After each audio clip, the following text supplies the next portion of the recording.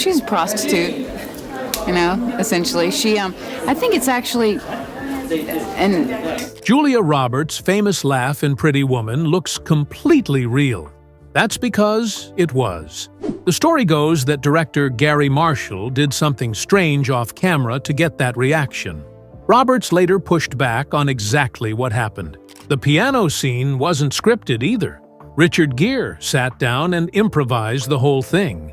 And here's the strangest part. The body on the movie poster isn't Julia Roberts at all. They used a model and placed her head on top. For a film about appearance and fantasy, even the poster was an illusion. What else did they hide in plain sight? Pretty Woman almost became a completely different movie. Long before it turned into a glossy romance, it began as something much harsher and much sadder. In the late 1980s, struggling screenwriter J.F. Lawton wrote a script called $3,000, named after the exact amount Edward Lewis pays Vivian Ward for 1 week of her time in Los Angeles. That title told you everything about the world he had in mind. There was no fairy tale in it. There was no soft glow around the characters. It was built as a raw story about survival, money, power, and the cold way people can treat each other when everything becomes a deal. In that first version, Vivian was nothing like the bright and lovable woman people remember from the final film. She was rough around the edges, angry, worn down, and deeply damaged by the life she had been living. Lawton imagined her as a woman trapped in addiction, stuck in a rundown apartment, and barely holding herself together. She was not there to charm anyone. She was there to survive. Every part of her world felt hard, and that was the point. The script wanted the audience to sit in that discomfort and feel it. It did not offer escape. It did not offer magic. It only showed what life looked like when love had no place in the room and everything came down to cash. That also changed Edward. In the movie, people know he is distant at first, but slowly opens up and becomes someone softer. In the original script, he was far colder than that. He was written as a man who looked at everything through the lens of business, even people. Vivian was not someone he rescued. She was just another arrangement, another deal, another thing he could control for a while and then throw away when he was done. That made the whole story feel less like romance and more like a brutal look at class, loneliness, and the way wealth can strip feeling out of human connection. And yet, even in that dark form, the script had power. It drew attention because it felt serious and sharp. It even earned praise through the Sundance Institute, which showed that people saw real dramatic strength in it. So the early version clearly worked on the page. Still, once Disney got involved, everything changed. The studio liked the bones of the story, but the tone scared them. The title sounded strange to them, and the script itself felt too bleak to turn into a big mainstream hit. So instead of leaning into the darkness, they started pulling the film in the opposite direction. That shift changed everything. What had started as a cautionary tale slowly became a fantasy. The studio wanted heart where there had been pain. They wanted warmth where there had been distance. They wanted audiences to leave smiling, not stunned.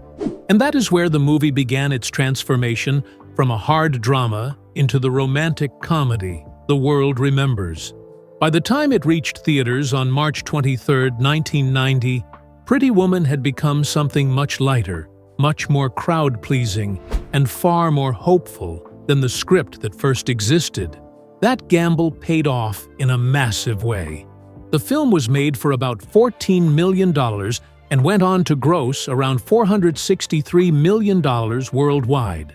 Part of what made that transformation so striking was how much Vivian herself had to change. In the original script, she was written in a way that would have shocked anyone expecting charm and sparkle. She was harsh, unstable, and consumed by addiction. Her life with Kit felt messy and desperate. There was nothing polished about her, nothing dreamy. Even Julia Roberts later admitted how dark that version was.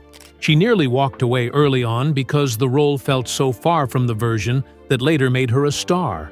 And honestly, it is easy to see why.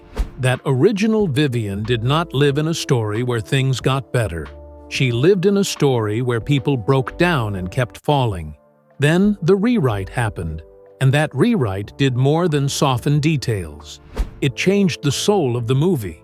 Vivian stopped being a figure of damage and became someone audiences could instantly root for. Her pain did not disappear completely, but it was no longer the center of everything. Instead, the focus shifted to her wit, her innocence, her honesty, and the strange sweetness that Julia Roberts brought to the role.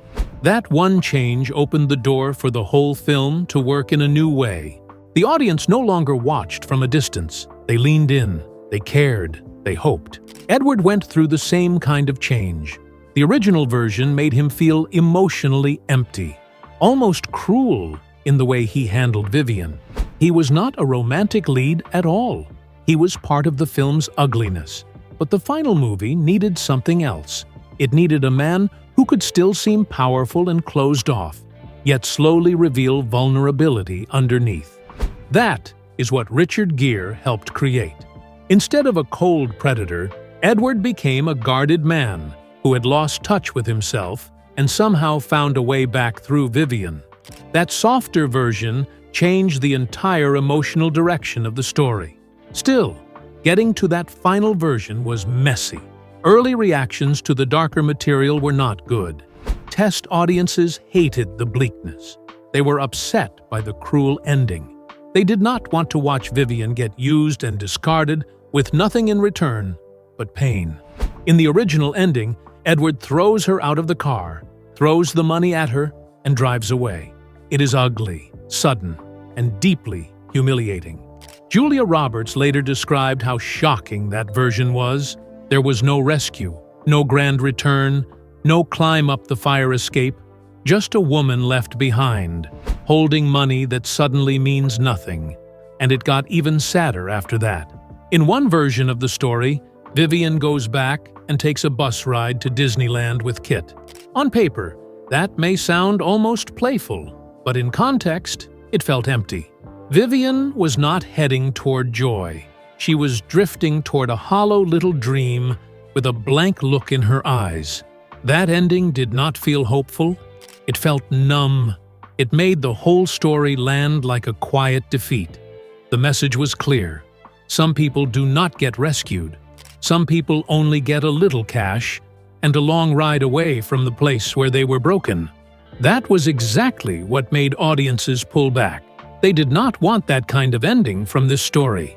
The chemistry between Roberts and Gere had already created a different kind of expectation. People wanted release, they wanted emotion, they wanted a payoff. So the studio listened. Different endings were tested, and one by one it became clear that the darker versions were never going to win people over in a wide release. What finally worked was the one people still remember. Edward shows up. He climbs the fire escape. He brings flowers.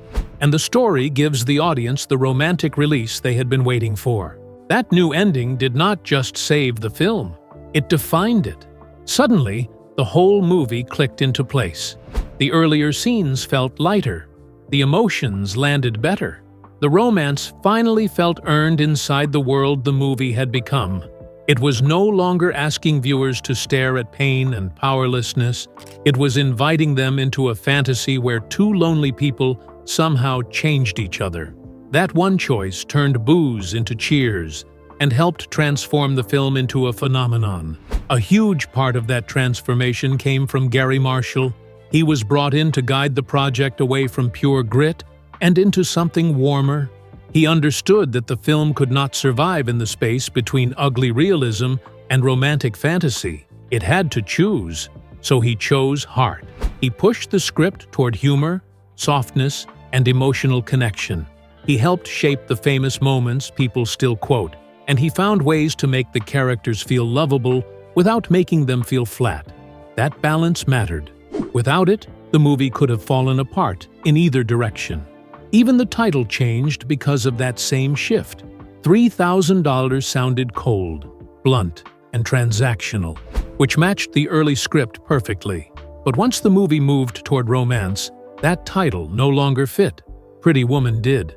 It sounded warmer, more inviting, more cinematic. It carried fantasy in it before the movie even started. Adding Roy Orbison's song helped even more. The film was no longer selling a business arrangement. It was selling a mood, a feeling, a dream. The casting journey added even more chaos to the story behind the film. Julia Roberts was not the studio's first safe choice. Big names were considered, and many passed. Some disliked the script. Some felt uncomfortable with the material. Some simply were not right for it. Roberts, though still young and far from being the powerful star she later became, had something others did not. She had warmth that reached people right away.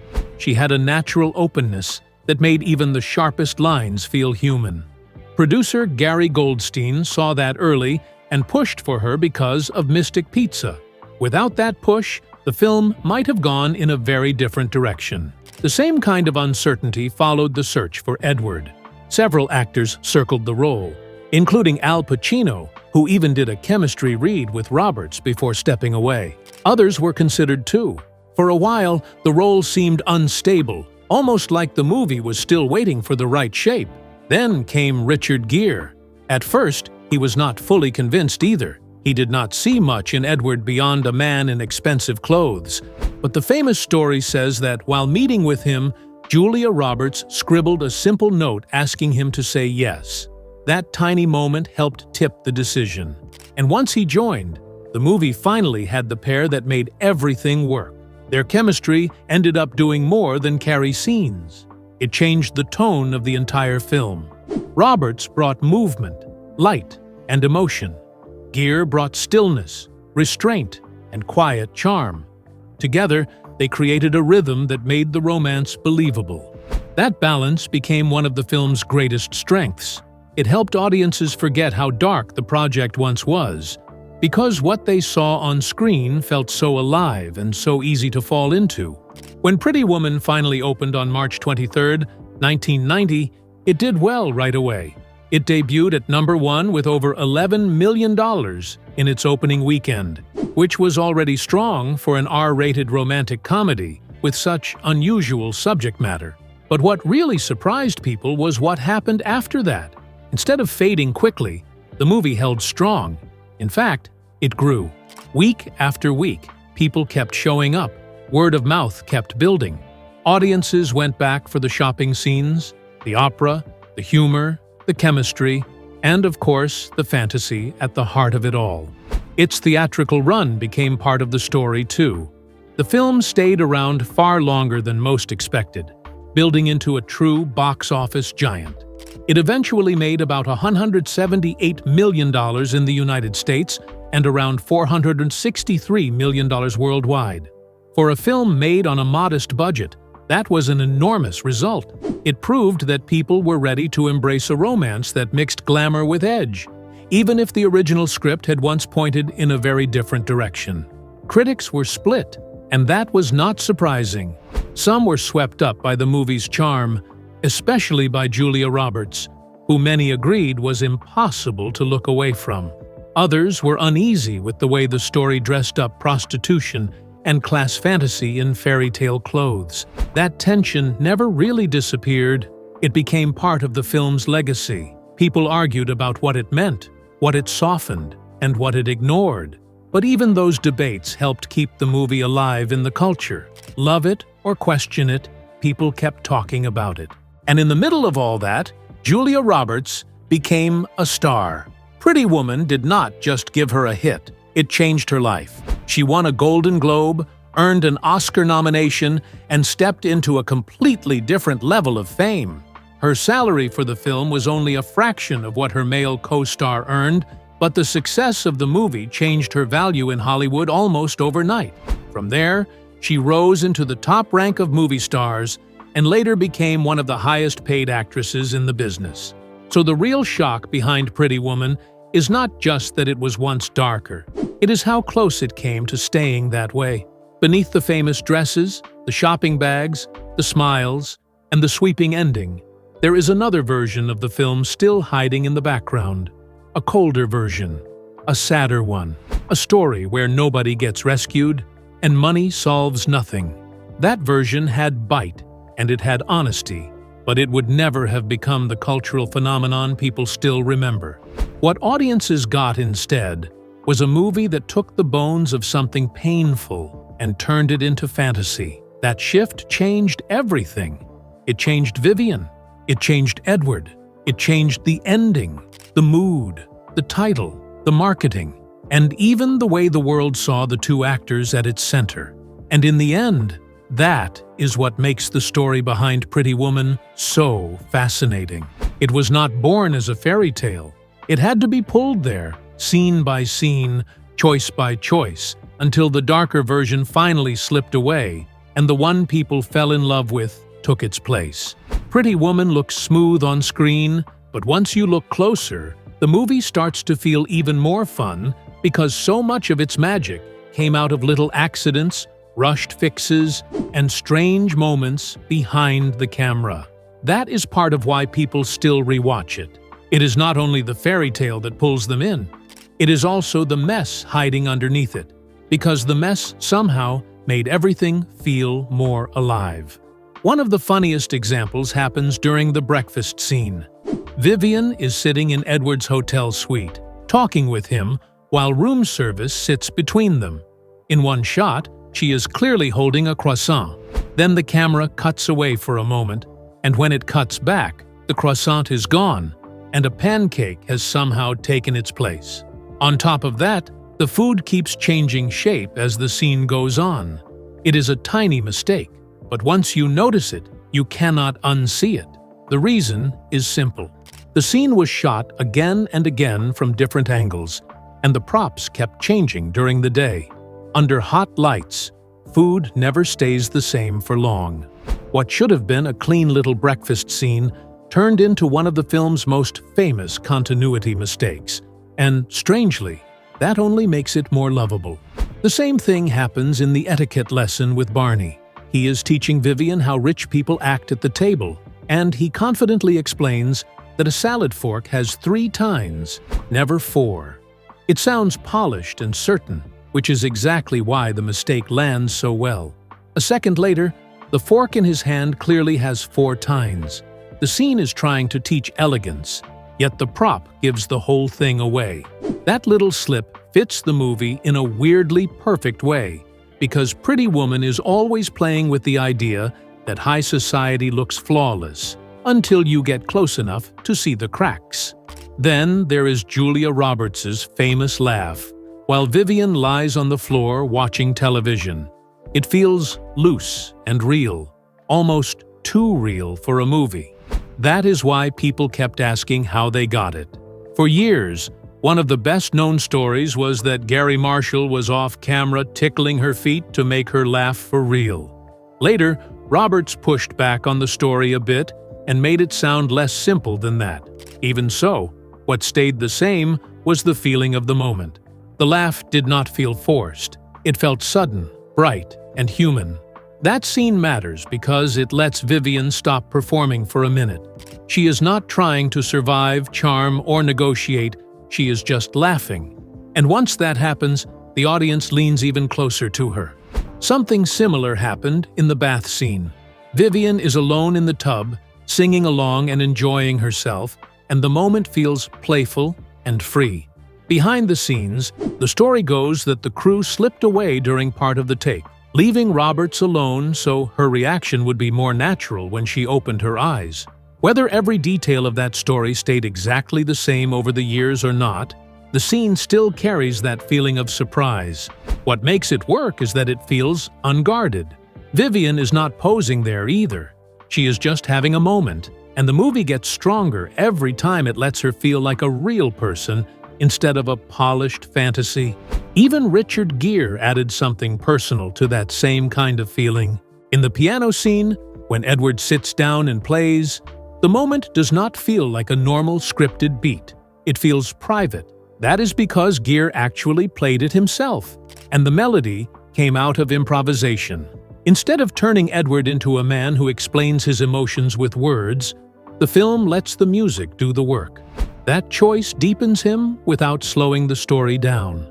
Vivian comes in, the music fills the room, and for a little while the film stops chasing glamour and just sits with longing. Even the movie poster carries one more secret. The image became iconic, but the body on that poster was not Julia Roberts' body. A model posed for it, and Roberts' head was placed onto the image later. Once people found out, it became one more strange detail in the film's legacy. Yet that too fits the movie better than you might expect. Pretty Woman is built on appearance, image, class, and fantasy. So the fact that its most famous poster is also a kind of illusion almost feels too perfect. But the more people loved the film, the more others pushed back against it. That is where the story around Pretty Woman takes a much sharper turn.